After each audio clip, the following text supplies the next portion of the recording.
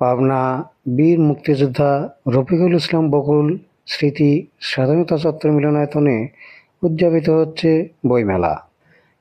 ৩রা April থেকে ১০ই April সপ্তাহব্যাপী এই মেলা উদযাপিত হবে।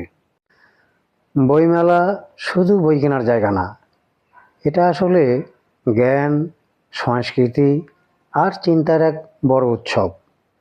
বইমেলা শুধু বই পড়া নয়, এটা ভাষা, সংস্কৃতি ও ইতিহাসকে একসাথে অনুভব করার জায়গা।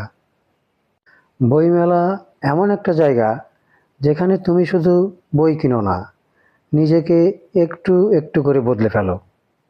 একটা বইমেলায় ঢুকলে তুমি শুধু কাগজ আর মলাট দেখো না, তুমি দেখো হাজারটা স্বপ্ন, হাজারটা গল্প আর নতুনভাবে ভাবার সুযোগ।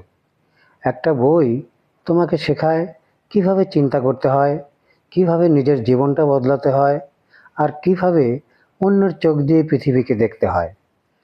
আজ তুমি হয়তো একটা ছোট বই কিনলে, কিন্তু সেই বইটাই একদিন তোমার বড় চিন্তা শুরু হতে পারে।